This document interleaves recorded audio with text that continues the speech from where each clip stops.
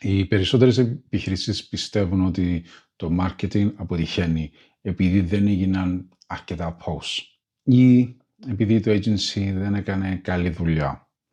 Στην πραγματικότητα, στις περισσότερες περιπτώσεις το marketing αποτυχαίνει πολύ πιο νωρίς. Αποτυχαίνει πριν καν ξεκινήσει. Όχι στην εκτέλεση, αλλά στη σκέψη. Μέρος 1.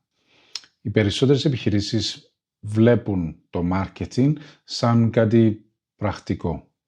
Posts, reels, ads, website, κάτι που πρέπει να γίνει. Αλλά πρώτα η δουλειά, πρώτα ο πελάτης και αν μείνει χρόνος marketing. Έτσι όμως το marketing δεν έχει ρόλο.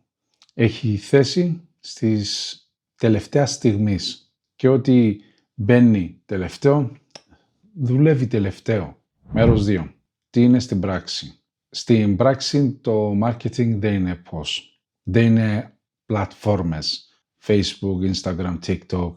Δεν είναι εργαλεία. Το marketing είναι απόφαση. Η απόφαση για το πώς θέλεις να σε βλέπουν, σε ποιον μιλάς και τι εκπροσωπείς. Αν αυτά δεν είναι ξεκάθαρα, κανέναν post δεν το διορθώνει. Απλά γεμίζει το χώρο. Μέρος 3. Agencies. Εδώ είναι που το χαλάνε οι περισσότερες συνεργασίες.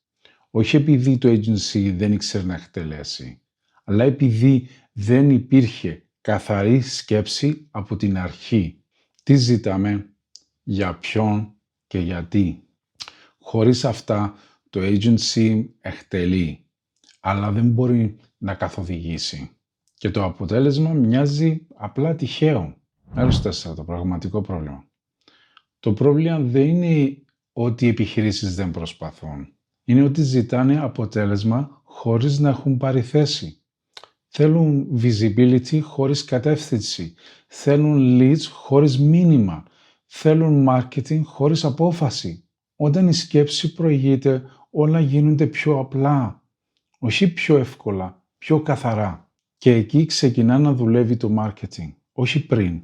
Η δουλειά μου δεν είναι να κάνω marketing για τις επιχειρήσεις. Είναι να τις βοηθάω να ξέρουν τι να ζητήσουν από το marketing.